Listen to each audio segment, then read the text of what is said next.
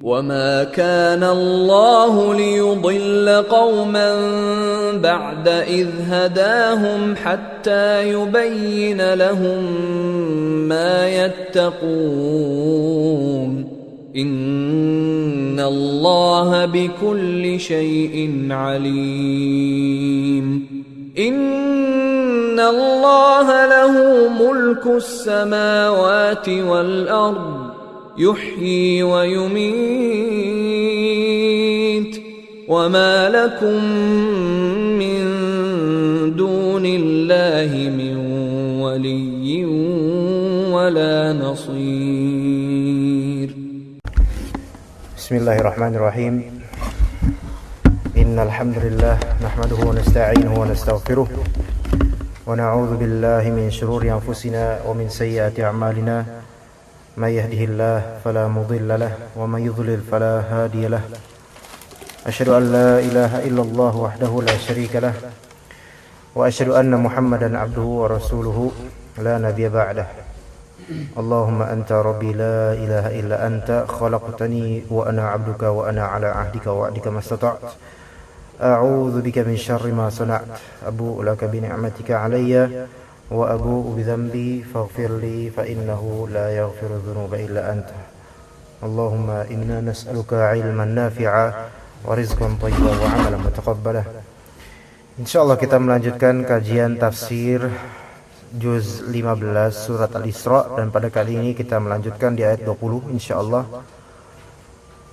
Di ayat 20 dan nanti entah sampai ayat 22 atau 23 atau 24 kita lihat nanti ya. Tetapi kita flashback kembali apa yang telah kita kaji pada hari Ahad pekan kemarin. Ayat 18 dan 19 itu kisarannya tentang dua golongan orang. Golongan pertama di ayat 18, orang yang menginginkan ajilah, yaitu ketergesaan. Yang dimaksud adalah dunia, menginginkan dunia. Allah Ta'ala menjanjikan bagi orang yang kepingin dunia saja, ajalna lahu, kita segerakan tuh dunia buat dia. Oleh karena itu ketika kita punya kekayaan, karena kita mengejar-ngejar kekayaan, itu Allah kasih. Ya, dikasih kekayaan dan kita nggak mau akhirat, cuma dikasih kekayaan dunia, Allah kasih itu. Tetapi kan konsekuensinya ada thumma. Thumma ini berarti kemudian. Thumma ini berarti kemudian. Kalau disebut kemudian berarti di masa depannya dia. Ya. Wassalamualaikum. Berarti di masa depannya dia, ja'alna lahu jahannam. Kami jadikan jahannam. Kayaknya ada yang datang tuh. Ada yang datang, antum bisa masuk. Atau yang datang di bawah aja. Bisa di pangku mungkin.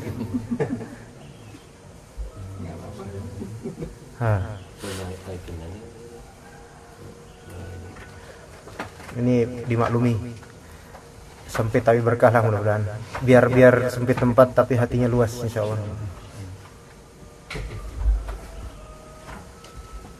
Iya.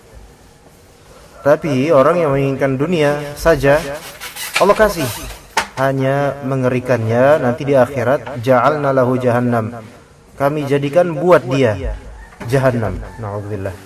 Kemudian dia masuk ke jahannam itu. Dan ayat 19,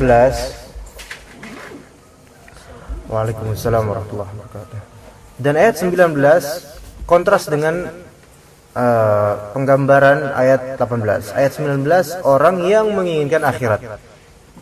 Orang yang menginginkan akhirat ini adalah orang yang menjadikan dunia itu sebagai wasilah semata, pijakan, jembatan, bukan tujuan.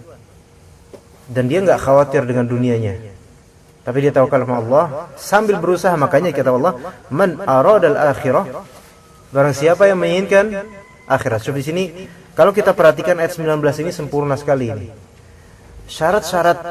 Syarat-syaratnya itu ada 3. Pertama dijabarkan di sini, man aradal akhirah. 1, syarat pertama tuh. Syarat kedua, sa'alaha sa'yaha. Syarat ketiga, wa huwa mu'min. Apa sih artinya? Artinya pertama nih, man aradal akhirah, barang siapa yang menginginkan akhirat. Itu syarat pertama untuk kita masuk surga ya. menginginkan akhirat. Orang nggak bakal masuk surga kalau dia nggak kepingin akhirat, gitu kan? Aradal akhirah. Waalaikumsalam Husni, fadhal. Kita tahu iradah itu kan keinginan. Keinginan itu amalan mana? Amalan qalbu atau amalan tangan atau amalan hati? Berarti diawali dari amalan hati. Pengen nggak nih hatinya nih ke akhirat? Karena nggak semua orang yang zahirnya bersorban atau itu pengen akhirat, nggak semuanya. Ada orang yang menjual ceramahnya, menjual agamanya itu demi dunia sebenarnya. Walaupun zahirnya jubahnya itu luar biasa, tapi Allah Maha tahu isi hati setiap orang. Man aradal akhirah, kepingin akhirat. Itu landasan paling pertama, basicnya.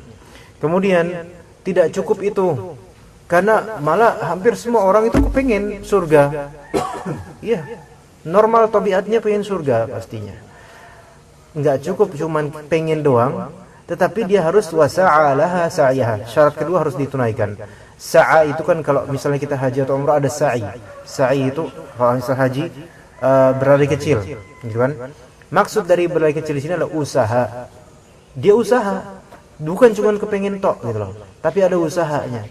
Nah, usahanya ini ya dengan amalan-amalan anggota tubuh. Jadi kalau orang cuman kepengen surga doang, terus dia nggak ada usaha maksimal buat ke surga dengan sedekah, dengan apa gitu kan, itu nggak bisa. Jadi syarat pertama harus dengan hati pengen ke akhirat. Syarat kedua, amalan anggota tubuh juga mencerminkan dia tuh kepengen ke surga dengan amalan soleh. Kemudian apakah semua orang yang pengen ke surga kemudian dia sudah melakukan amal soleh, amal benar gitu, bagus gitu, tampak di manusia, apakah masuk surga? Belum tentu sebelum yang ketiga ditunaikan. Wa huwa mu'min, dan dia tuh beriman. Karena ada orang Kristen Yahudi pengen ke surga dan beramal soleh, tetapi dia nggak beriman, maka sia-sia amalannya. Kata Allah Subhanahu Wa Taala dalam Al-Quran, seperti haba'an mansura, seperti debu-debu yang berterbangan, amalnya nggak ada, sia-sia. Berarti 3 syarat tadi di ayat 19 kalau diingat-ingat, Al-Isra 19 ini, yaitu iradah, qalbunya tuh kepengen kepada Allah, surganya, akhiratnya. Kemudian dia berusaha, dan termasuk berusaha dalam menuntut ilmu. Ya, orang nggak bisa masuk surga itu nggak punya ilmu, nggak bisa. Dia punya ilmu tentang Allah, ya, ilmu tentang Al-Quran, semampunya, bukan seharusnya semuanya, enggak, tapi semampunya dia, karena nggak semua orang itu sesuai kadar, nggak semua orang kadarnya sama, gitu kan. Semampunya dia, dan nggak ada kata terlambat sebelum nafas berakhir, gitu kan. Nah, jadi itu orang yang menunaikan 3 syarat tadi, ulaika, mereka itu kana sa'yuhum mashkura, usaha mereka itu akan disyukuri oleh Allah, yaitu diberikan ganjaran. Orang-orang seperti ini. Taib, itu yang kemarin kita bahas di pekan kemarin. Sekarang ayat 20. Kita mulai ayat 20. Allah Subhanahu wa taala berfirman, kullan numiddu haula'i wa haula'i min 'ata'i rabbik wa ma kana 'ata'u rabbika mahdzura.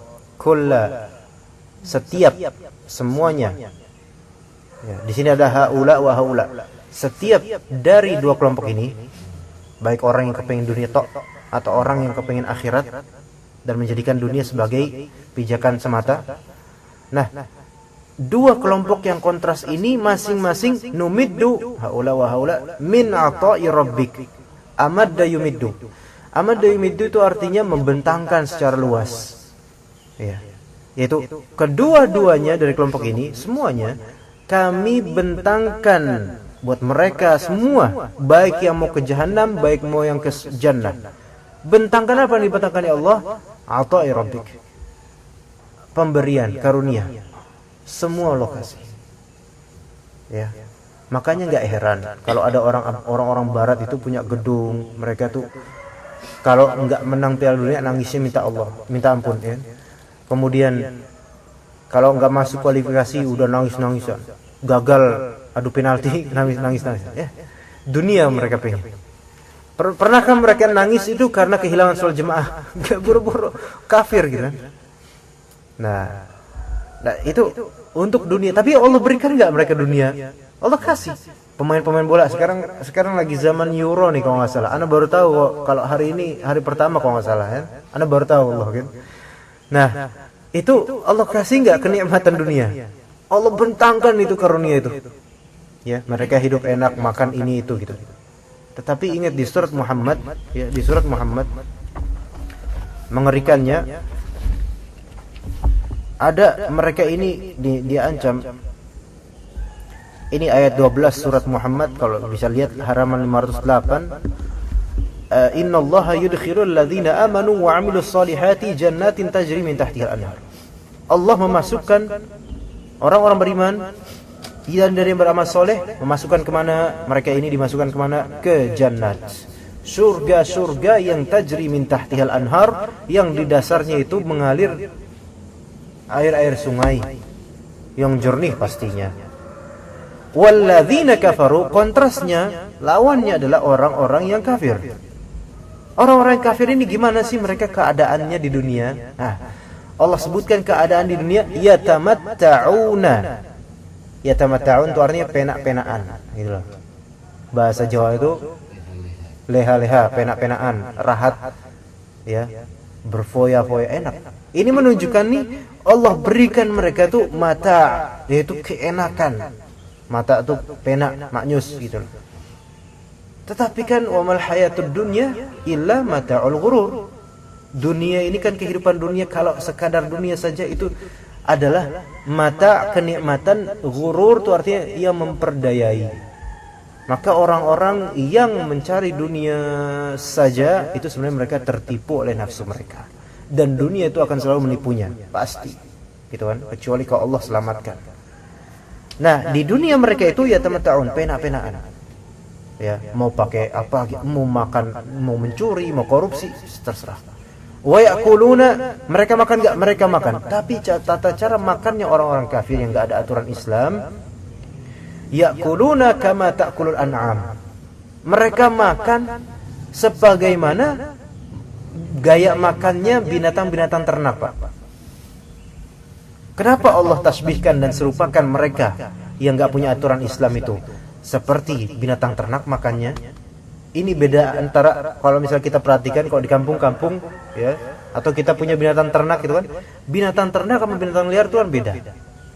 Memang binatang ternak lebih bermanfaat, tapi kalau kita lihat kondisinya binatang ternak itu, kita lihat binatang ternak itu sangat bodoh gitu. Kalau bahasa Inggris itu dumb. D-U-M-B. Stupid lah pokoknya. Kenapa stupid? Kenapa bodoh? Karena mereka tuh nggak bisa nyari makan sendiri. Beda dengan binatang liar di tempat masing-masing yang nggak dipelihara. Binatang ternak itu harus dikasih, harus digiring.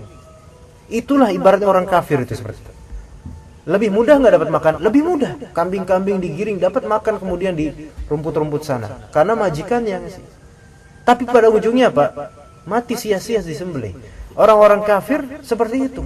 Mereka enak-enakan, oh dikasih gitu kan. Tapi nanti kemudian pada akhirnya setelah mereka enak-enakan ya teman-teman, mereka makan seperti makannya binatang ternak. Wan naru mathwal lahum. Pada akhirnya nerakalah tempat kembali mereka, tempat akhir mereka. Tetapi kita ingat juga 20 ayat 20 Al-Isra, bahwasanya orang-orang kafir sekalipun kafir ateis bahkan menghina Allah dan Al-Qur'an, tetap Allah berikan di dunia karunia. Itu saking baiknya Allah. Tetapi lihat nanti di akhirat. Nah, kemudian Allah mengatakan wa ma kana 'ata'u rabbika mahdzura. Dan tidaklah karunia Rabbmu itu mahdzura, yaitu mamnu'a, yaitu tercegahkan. Maksudnya kalau memang Allah sudah memberi, tidak akan ada yang mampu menghalangi gitu. Allahumma la mani'a Allahumma la mani'a lima a'taita. Ya Allah, tidak ada yang bisa mencegah kalau Engkau hendak memberi, ya enggak? Dan wala mu'tiya lima mana'ta. Dan tidak ada yang mampu memberi jika Engkau mencegah. Berarti yang namanya rezeki karunia yang kita dapatkan ya, soal jodoh, soal uang, soal kebun, soal apa gitu kan, itu semua rezeki dari Allah. Kalau memang sudah jodohnya, kalau memang sudah miliknya yang Allah tetapkan di Lauh Mahfuz, mau seluruh malaikat misal saja, seluruh malaikat, seluruh jin, seluruh manusia itu menghalangi, enggak mungkin bisa salah sasaran Allah Subhanahu wa taala itu. Ya kan? Baik. Itu ayat ke-20. Iya, maka dalam tafsirnya kullan min hadzainil fariqaini al-fajir wal bir naziduhu min ata'i rabbika ayyuhar rasul dunan qita'. Yaitu kedua dari kelompok ini, kelompok apa tadi? Fajir dan kelompok yang bar. Kedua kelompok ini kita berikan, kita tambahkan karunia-karunia pemberian dari Rabbmu dunan kita, tanpa adanya keterputusan. Terus saja dikasih sama Allah nafas, penglihatan dan seterusnya. Wa ma kana ata'u rabbika fid dunya mamnu'an an ahad. Tidak ada pemberian Rabbmu, karunia Rabbmu yang tercegah dari seorang pun. Baron kana au fajra, yaitu orang baik ataupun orang fajir. Ini sebenarnya ayat 20 udah pernah kita bahas berarti kemarin. Iya udah. Flashback lah ya. 23 udah. Sekarang 22. Oh, sekarang 23. Oh gitu. Ya. Mbok yang ngomong lah. Antum ini gimana? Oh iya, Masya Allah. Ini namanya apa? Mendahulukan orang lain. Bagus. Iya, ya udah kalau gitu, tolong duduknya jangan di situ, di luar.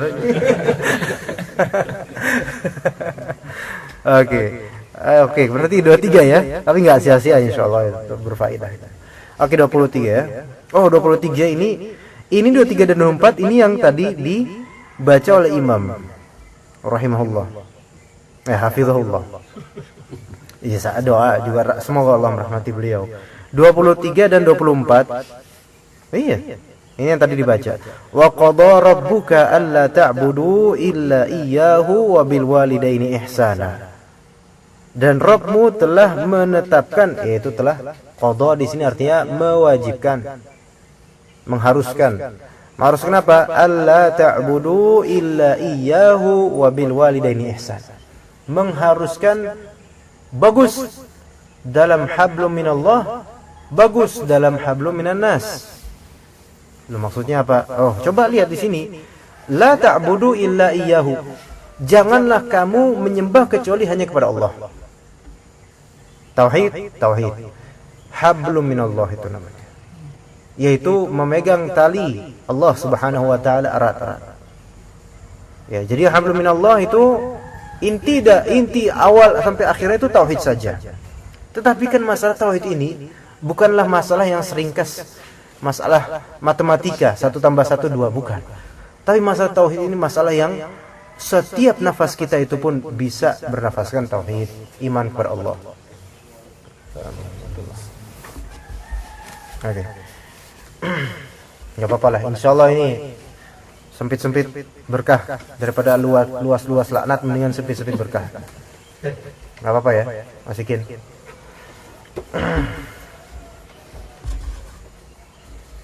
Antum bisa majuan atau gimana gitu? Ala kulli hal lah, dinikmatin aja, diikhlaskan aja.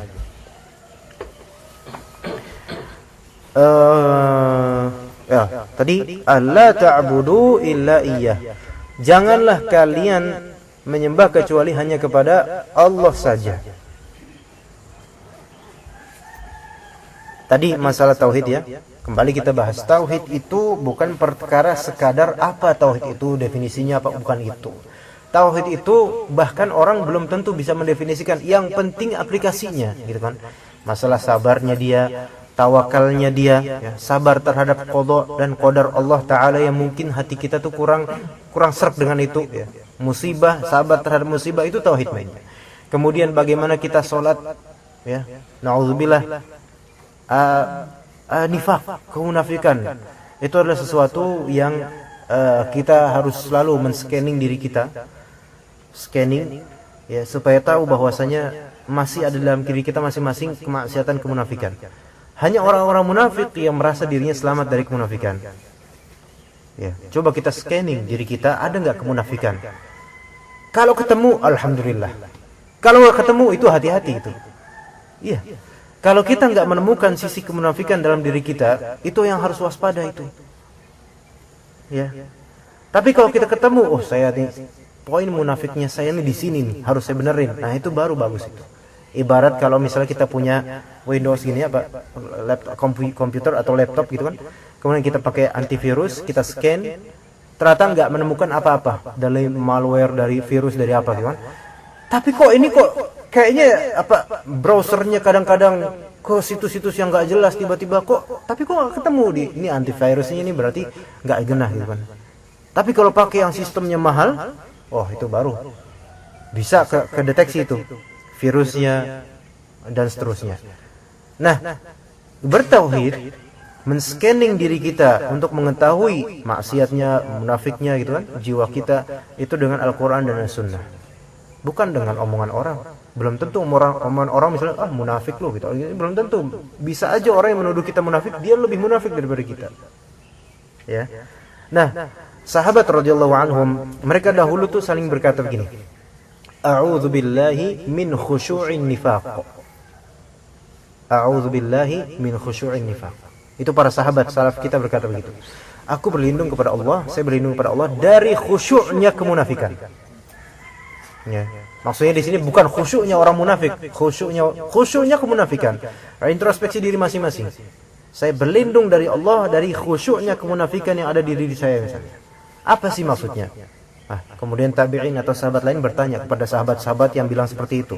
Antum pada bilang, saya berlindung kepada Allah dari khusyuk kemunafikan. Apa yang dimaksud itu? Yang dimaksud itu adalah an yakhsha'a qalbuka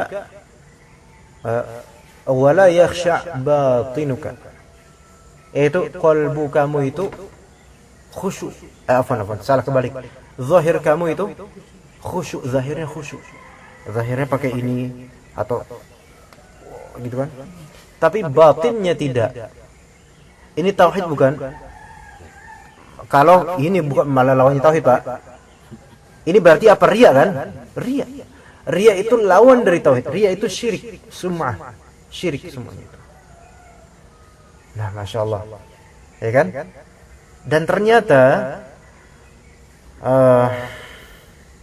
hal ini sulit diidentifikasi kecuali oleh orang yang selalu men-scanning dirinya tiap hari dengan cara membaca Al-Quran, kemudian menelaah tafsir atau terjemahannya, mentazkiyah dirinya, berusaha untuk membersihkan dirinya. Ya kan?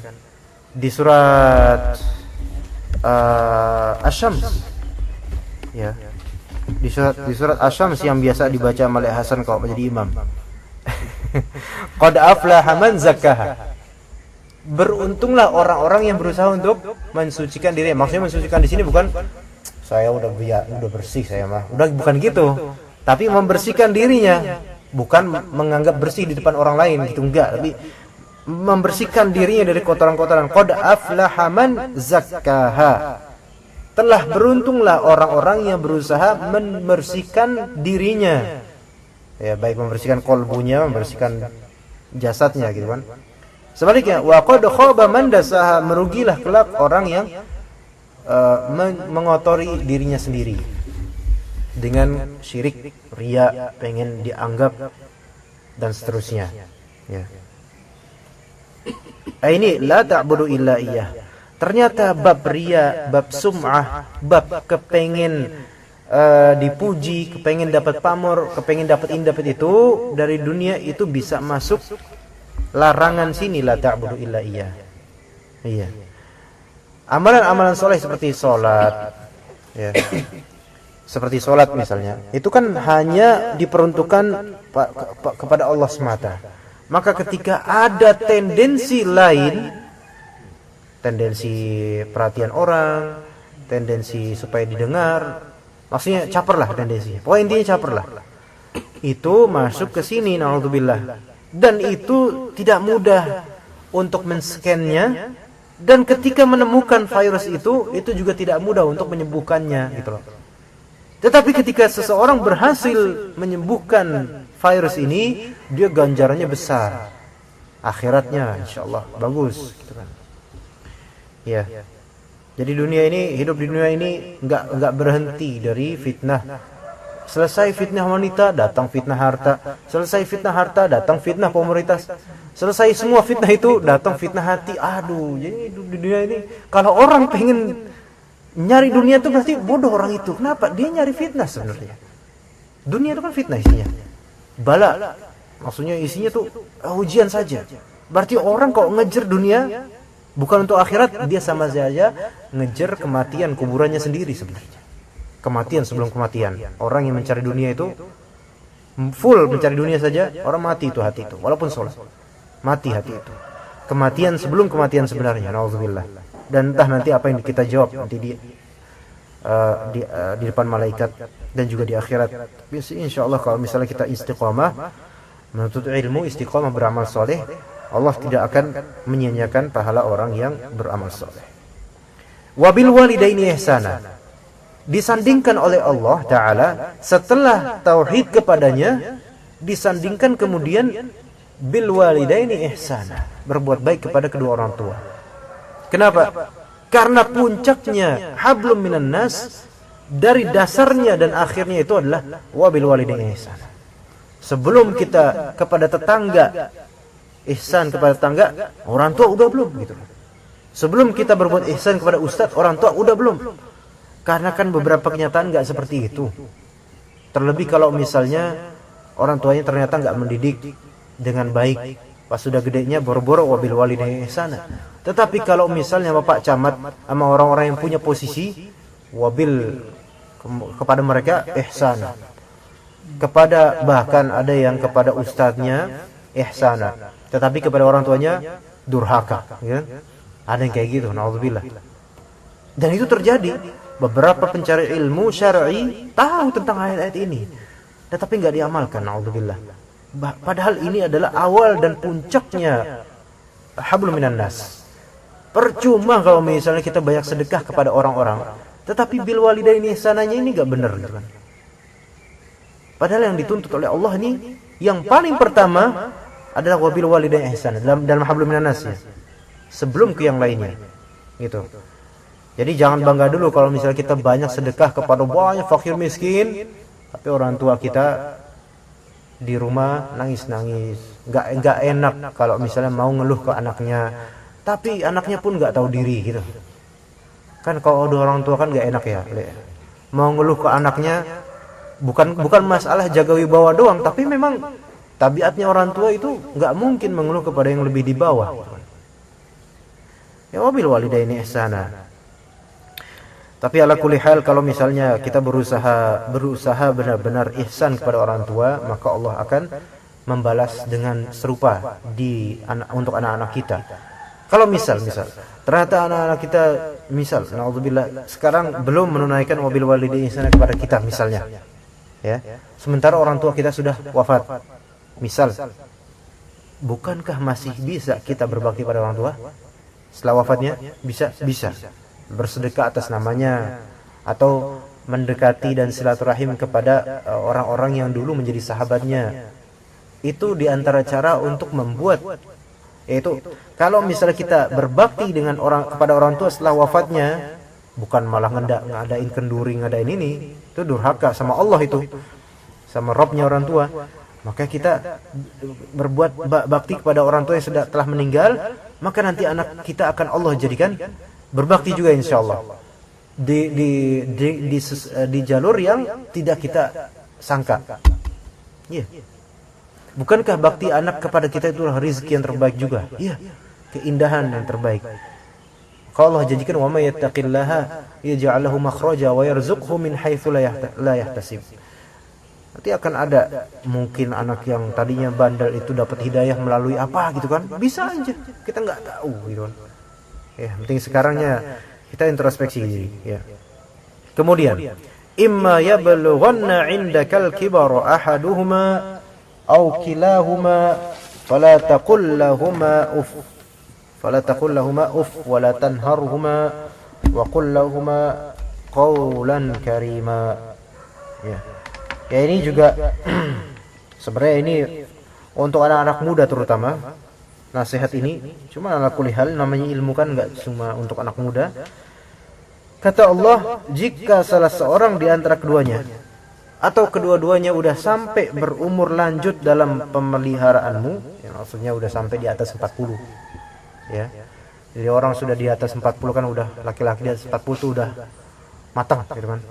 Tapi kan bukan matang secara kejiwaan dan pengalaman, tetapi kan semakin renta dari segi fisik gitu.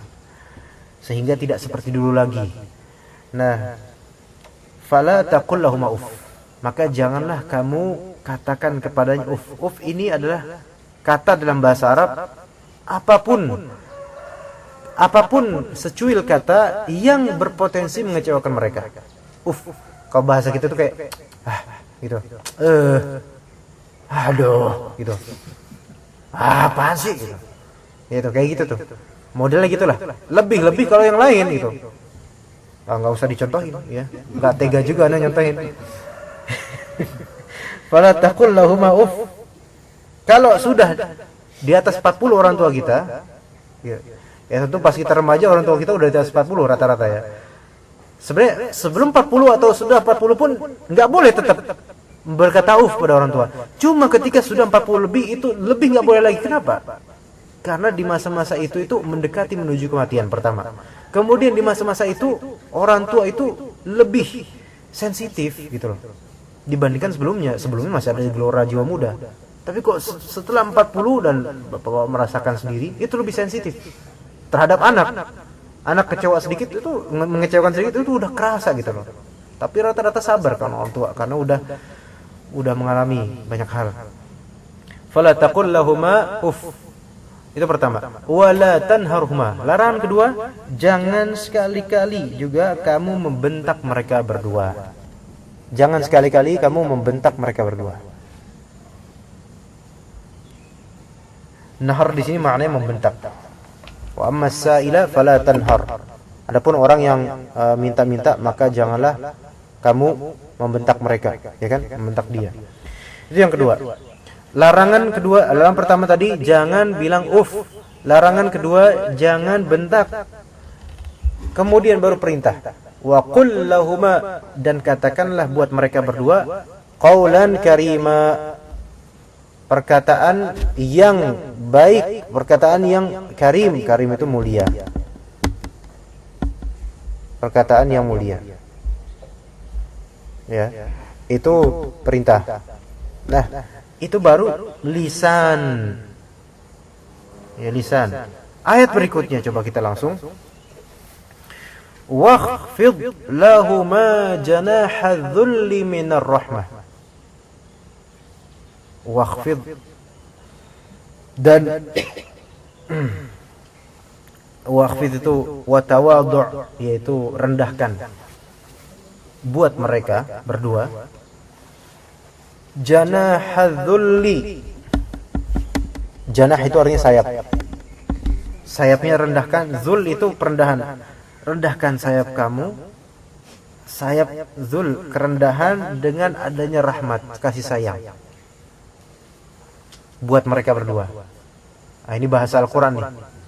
Rendahkan diri kamu di hadapan orang tua.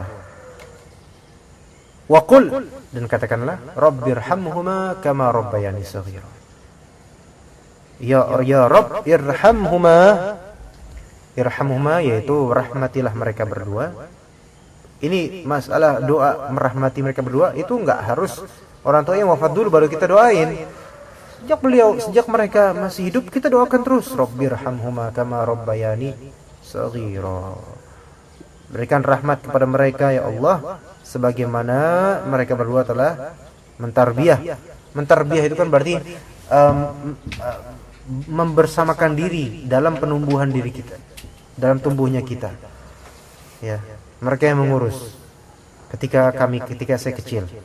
Ya. Itu yang Allah Ta'ala perintahkan. Kalau untuk perhatikan di ayat 23 dan 24 surat Al-Isra ini. Tadi kan ada pertama yang Allah Ta'ala wajibkan, pertama jangan berbuat syirik, satu. Kedua berbakti kepada orang tua. Hablum minallah, tauhid. Hablum minan nas, bakti pada orang tua, puncak. Kemudian Allah rincikan bakti kepada orang tua, panjang. Dan Allah nggak merincikan tentang Allah ta'budu illa iya. Ini menunjukkan besarnya suatu ibadah, kebaktian kepada orang tua, besar sekali. Ya. Na'udzubillah kalau seseorang udah bertauhid tapi dia ternyata sama orang tuanya durhaka, na'udzubillah. Ini berarti tauhidnya kurang. Ya. Na'udzubillah. Ya. Besar, ini perkara yang besar yang kita pelajari 2, 3 dan 4. Dua perkara paling besar dalam hidup ini berkaitan dengan hablum minannas, hablum minallah dan hablum minannas. La haula wala quwwata illa billah. Kemudian kita melanjutkan ke ayat 25 langsung. Ayat ini juga tidak kalah pentingnya tentang tazkiyatun nufus. Tidak kalah pentingnya. Ya, ini ana harap juga 25 ini kita perhatikan. Ya. Pak, jangan ngantuk. Enggak boleh ngantuk di sini, Pak. Iya. Rabbukum a'lamu bima fi nufusikum. Ya. Ayat ini 25 moga-moga menjadi penyembuh kegalauan kalau bagi yang galau. Tapi kegalauan tentang akhirat ya. Rabbukum a'lamu bima fi nufusikum. Rabb kalian wahai manusia itu a'lam, lebih tahu dengan apa yang ada di dalam nufusikum, diri-diri kalian, yang ada di hati kalian. Rabb kalian tuh lebih tahu. Ya, sebenarnya kalian tuh pengen baik apa enggak tuh Allah tuh tahu. Nah, hati-hati makanya. Nah, in takunu sholihin, kalau kalian emang soleh atau kalian kepengen soleh, hati kecil kalian, fa innahu kana lil awwabina ghafura, sesungguhnya Allah itu kepada orang-orang awabin, kepada orang-orang yang kembali kepada Allah itu Maha Pengampun. Apa sih yang diinginkan untuk dibicarakan? Orang sebandel apapun, kalau hati kecilnya benar pengen, jujur pengen soleh, itu dia harus baca ini nih. Misalnya ada orang udah buruk banget lah, udah jelek banget lah tingkahnya. Maksudnya udah masyarakat udah menganggap dia sebagai orang yang buruk gitu loh. Tapi hati kecilnya tuh pengen dia kembali kepada kebenaran. Ya. Cuma kalau dia kembali kepada kebenaran, pasti orang-orang bakal mencemooh dia. Orang pura-pura aja lu, orang kayak lu nggak bakal lah, iblis kayak lu mah, gitu. Ikan, ada beberapa orang tuh merasakan hal seperti ini. Dia mau baik dari premanisme, mau balik ke pengajian gitu kan. Tapi berat. Kenapa? Gak enak gitu loh. Dulu saya adalah orang-orang yang suka keplukin anak pengajian misalnya. Sekarang masa saya kembali ke pengajian itu kan kayak menelan ludah sendiri. Bingung saya kan. Nah, tapi Allah Ta'ala itu enggak membiarkan hamba yang galau ini sendirian. Melainkan Allah berikan ini penyembuhnya nih. Kamu yang udah terlanjur jadi preman, atau kamu yang udah terlanjur jahatlah dianggap manusia, kalau memang pengen tuh, kalau memang pengen soleh, Rabbukum a'lamu bima fi nufusikum. Mungkin orang-orang tuh nggak tahu apa yang di dalam diri kamu dari niatan, tapi Allah tuh Maha tahu. Kalau kamu pengen jadi soleh, oke, Allah berikan semacam apa ya, pelangislah badai, pelangislah hujan. In takunu solehin, kalau memang kamu pengen soleh, kalau memang kamu mau berusaha soleh, fa innahu kana lil awabina ghafura, sesungguhnya Allah itu Maha Pengampun terhadap orang-orang yang mau kembali kepadanya. Di sini Allah sebutkan langsung innahu kana lil awabina ghafura. Allah langsung sebutkan tentang dirinya Maha Pengampun. Kenapa? Kamu jangan indahkan perkataan manusia, fokus kepada Allah saja kalau memang pengen soleh. Biarin manusia ngomong apa. Nanti kalau misalnya telah terbukti kamu pengen soleh, membuktikan diri di hadapan Allah, mudah bagi Allah untuk mengubah semua pandangan manusia, sangat mudah. Ya. Nah sekarang kita kalau misalnya udah dicerca sana sini misalnya, padahal kita benar megangnya, nggak bisa kita ngontrol hati manusia. Terus kita nggak akan ngapain? Ya udah, kembalikan kepada Allah. Udah sabar, biarkan Allah yang memfix problem ini. Ketika kita udah dekat kepada Allah, enggak sangat mudah bagi Allah untuk mengubah hati mereka. Segera pun bisa, tapi kan terserah Allah gitu. Terserah pada Allah. Sekarang sistem Indonesia ini, pemerintahannya dari atas sampai bawah, naudzubillah, ya kan? Khianat di mana-mana. Bisa nggak kemudian kita bentrok, kemudian apa namanya? Kalau misalnya melawan pemerintahan apa namanya? Hah? Kolusi? Bukan sekedar demo, lebih dari demo, apa namanya? Bukan, apa? Membelot apa? Kudeta atau semacamnya lah gitu loh. Itu provokasi awal-awal dulu. Enggak sampai udah mau inian apa? Kudeta gitu. Ada lagi bahasa lain. Tapi ya yang penting itulah, ngerti. Misalnya ini udah terlanjur seperti ini, problem besar, sistem di mana-mana udah hancurlah, di setiap petak tanah itu udah banyak dosa di sana gitu loh. Dunia udah luar biasa jeleknya. Nah, bisa nggak kita ubah seketika? Nggak bisa. Terus gimana dong caranya supaya kita ngubah? Ngubah itu urusan Allah gitu loh. Sekarang urusan kita apa? Kembalikan semua perkara itu kepada Allah, kita dekat kepada Allah. Ya jadi kita nggak layak ikut dengan metodenya orang-orang yang tergesa-gesa dalam mengubah sistem ini itu. Ya, karena kita nggak mampu. Karena begini, anak dulu pernah di kuliah, waktu anak tanya ke dosen anak, seorang syekh dosen anak dari Saudi, anak tanya, di rumah itu, dekat rumah ada kuburan. Ya, dulu kuburan itu serem, maksudnya normalnya kuburan lah gitu loh, gelap, nggak ada apa-apa. Di tahun 2005 atau 2006 atau 2004-an sebelumnya, itu tiba-tiba aja itu jadi mencuat namanya Habib Fulan. Padahal sebelumnya kita nggak tahu itu siapa. Pasti ada politik di situ, maksudnya ada fulus di balik itu. Sehingga sekarang itu jadi, terlebih kemarin ada Habib masyhur yang wafat kemudian dikubur di situ. Wah, itu kalau sekali udah haulan atau sekian tahunan gitu kan, itu ribuan udah berbondong situ. Parkiran itu udah semuanya parkiran, semua lahan orang jadi parkir. Baik. Ana curhat ke dosen ana di dars, di pelajaran kitab tauhid. Syekh ana di rumah ana itu, dekat rumah ana ada kuburan diagungkan. Wah, luar biasa lah pokoknya. Sampai ribuan orang datang. Tiap hari selalu ada pengunjung ziarah. Ya.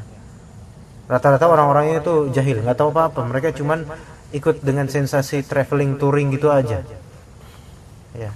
Rihlah kuburan atau semacamnya. Padahal nggak tahu itu esensinya apa. Nah, itu gimana ya cara kita merubah? Kemudian dosen itu, syekh itu bertanya kepada ana, antum lihat itu kuburan prosesnya apakah dalam waktu sehari gitu aja jadi seramai itu, atau bertahun-tahun lamanya? Tak, bertahun-tahun lamanya. Ana bilang, iya bertahun-tahun lamanya, sejak tahun 2000 kapan gitu, udah lama. Mungkin sampai 8 atau 9 tahun. Iya, berarti mendakwahinya nggak bisa antum dalam waktu sehari.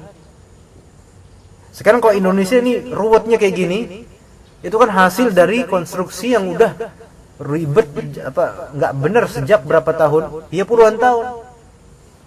Makanya sampai 100 tahun lebih mungkin. Emang dari seperti ini gitu loh. Udah nggak benar gitu kan. Maka mendakwahinya apakah bisa dengan cuma 1 tahun? Nggak bisa. Ya gitu kan. Jadi kita, tapi masalah hidayah beda nih. Kalau itu masalah kita menginginkan perubahan di masyarakat. Tapi masalah hidayah, orang 50 tahun bermaksiat, kalau memang Allah pengen didapat hidayah dalam 1 detik pun bisa. Itu mungkin nggak? Mungkin. Ada nggak orang kayak itu? Ada. Tapi kalau masalah society, itu nggak bisa langsung dreng tiba-tiba udah hidayah semua, nggak bisa. Lah itu hikmahnya apa? Hikmahnya supaya kita sabar menghadapi banyak orang. Begitu hikmahnya. Ya. Dan intinya serahkan pada Allah, karena hidayah itu milik Allah. Nabi SAW sendiri nggak bisa memberi hidayah taufik. Kita Allah, innaka la tahdi man ahbabta. Kamu sendiri nggak bisa memberikan hidayah kepada orang yang kamu cintai. Itu Rasulullah loh, panutan kita. Lah apalagi kita. Ya, nggak bisa kita bilang, nih saya dakwahin dia, orang maksiat ini, besok paling taubat karena dakwah saya. Itu sombong namanya. Itu bisa aja syirik dengan cara menyekutukan diri sendiri kepada Allah. Na'udzubillah. Ya. Kita baca tafsirnya sebentar, ayat 25. Rabbukum ayyuhan nas a'lamu bima fi dhamairikum. Nih, Rabb kalian wahai manusia a'lam, lebih mengetahui, bima fi dhamairikum, lebih mengetahui terhadap apa yang ada di dalam hati kalian, minal ikhlasi lahu, dari keikhlasan hati kalian beribadah kepada Allah, fil ibadah, dalam ibadah, dan wa amalil khair, dan amal-amal baik. Ada orang sedekah tanpa diketahui oleh orang lain, sebagian dalam hadis sampai tangan kiri enggak tahu. Itu bukan maksudnya sedekah tangan kiri belakang, bukan itu maksudnya, atau dipotong sih gitu, enggak gitu. Apa misalnya tangan atau dimasukin ke celana dalam biar saking enggak bisa dilihat, enggak gitu, tapi saking tertutupnya dia sedekah. Sedekah dari rekening dari hamba Allah. Tolong tuturkan dari hamba Allah, jangan sebut nama saya. Padahal pakai rekening orang lain. Jangan sebut nama saya. Ya, hamba Allah. Misalnya gitu kan. Jadi yang tahu tuh cuma panitia satu orang itu aja. Tapi Allah Maha tahu gitu kan. Allah Maha tahu. Orang yang ikhlas beribadah dan beramal kepada manusia, Allah Maha tahu. Ya. Allah Maha tahu juga misalnya kalau kita doain orang yang telah menzalimi kita, ya Allah berikanlah hidayah. Allah Maha tahu keikhlasan tersebut. Wal bir bil walidain, dan Allah Maha tahu dari keikhlasan kita berbakti kepada kedua orang tua. Allah Maha tahu. Dan Allah tidak akan lupa. Yang mungkin saja kita lupa akan baktinya kita, mungkin, dan alhamdulillah, supaya kita nggak sombong akan amalan kita. Kita lupa dulu kita bakti sama orang tua, tapi Allah tidak lupa, melainkan Allah Ta'ala akan menggantinya dengan anak yang juga berbakti. Fa in kanat niyatukum fi ibadatikum wa muamalatikum liwalidaykum wa ghairihima salihatan, fa innahu subhanahu kana lirraja'ina ilaihi bittaubati ghafura. Kita ulang. Fa in kanat, kalau misalnya niyatukum, kalau misalnya niat-niat kalian, fi ibadatikum, dalam ibadah kalian, niat dalam ibadah kita diantara yang paling vital salat. Bener dulu, bener gak salatnya? Udah ikhlas belum? Kan? Wa muamalatikum liwalidaykum, udah benar belum kita berinteraksi pada orang tua kita, gitu kan? Dua. Wa ghairihima, dan selain mereka, misalnya teman, sahabat, tetangga. Kan ternyata bertetangga, menerima tamu, bersosial, itu semua berkaitan dengan keimanan ternyata. Iya. Ya, insya Allah nanti kita akan bahas di nanti malam sholat tarawih, ada bukan ya? Jadwalnya. Ya, jadwalnya ada bukan? Nanti malam sholat tarawih. Itu kemarin diumumin Pak Mul. Oh, Pak Mul. Pak Mul tausiah. Imamnya Pak Margulang. Oh ya, Margulang. Pak Margulang. Bukannya di jadwalnya setelah Pak Firman. Pak Firman tadi malam. Malam ke-7 ya.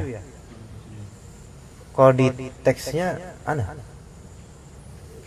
ada perubahan. Diumumin ya Pak. Jenengan tausiah. Oh gitu. Diumuminnya sama siapa? Pak Kamu nih. Supaya anak nggak jadi ini balik ya. Apa gimana? Tapi di jadwalnya emang itu.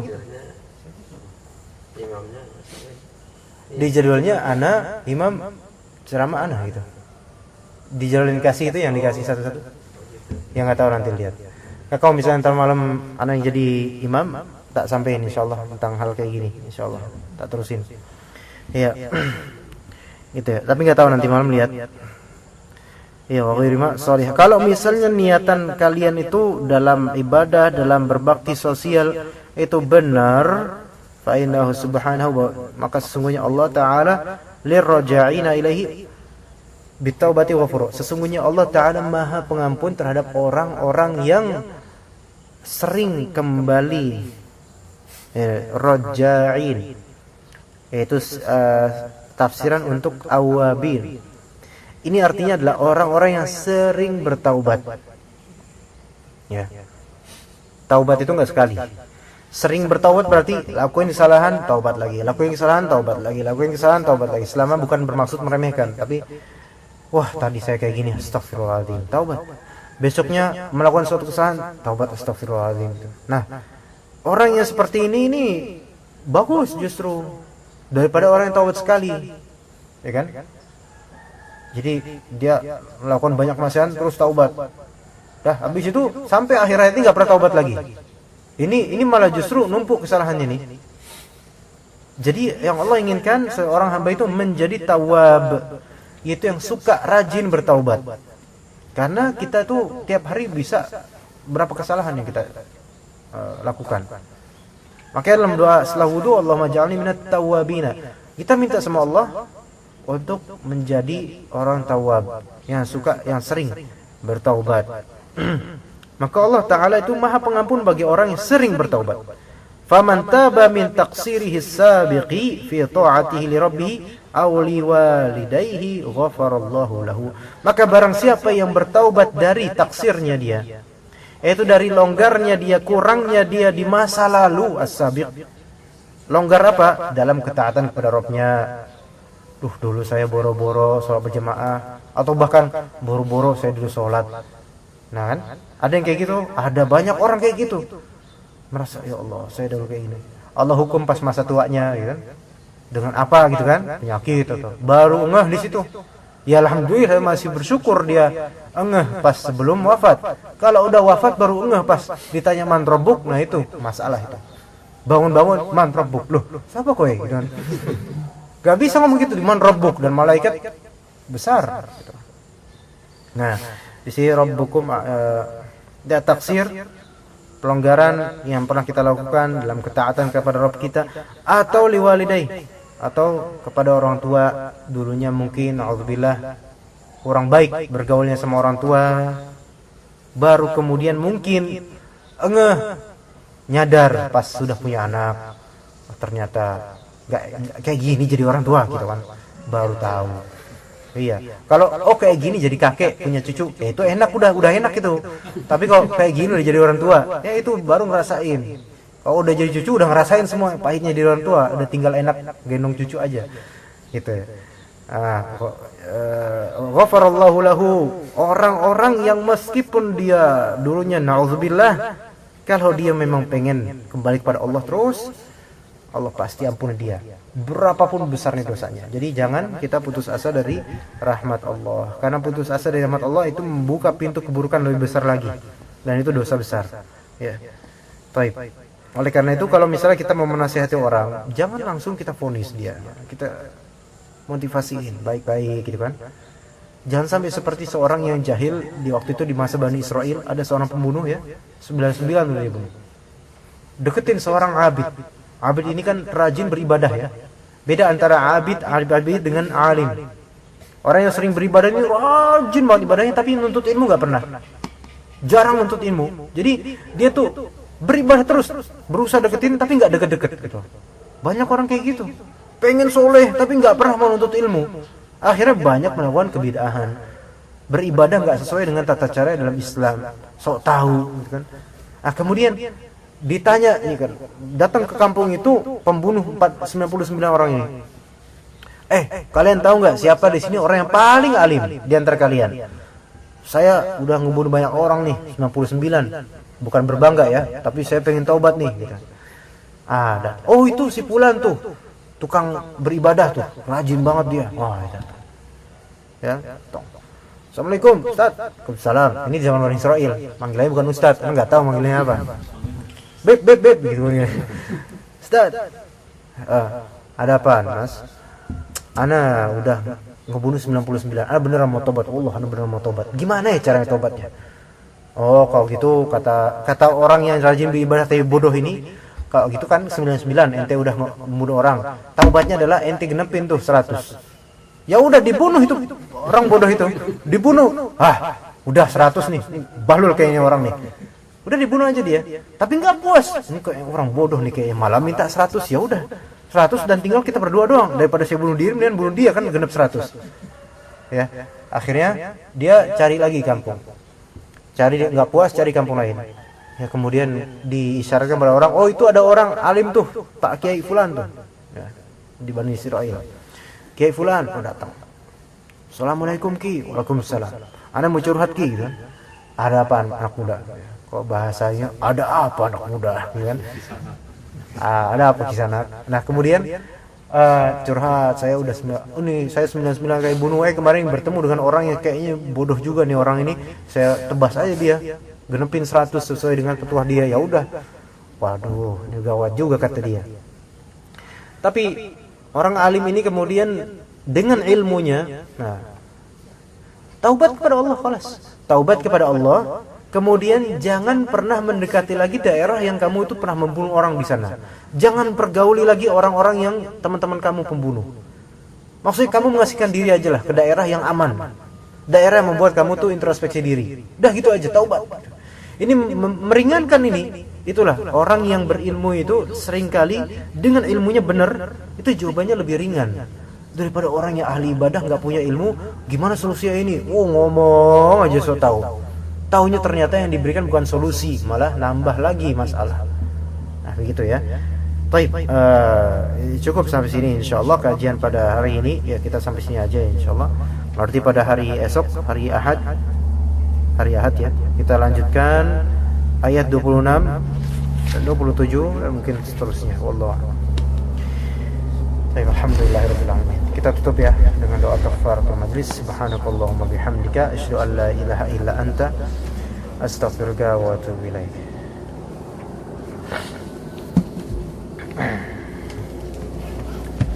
Masih ingat pemuda ini? Masih ingat Ashabul Kahfi ini? Udah lama gak kelihatan dia. Alhamdulillah kembali lagi. Alhamdulillah.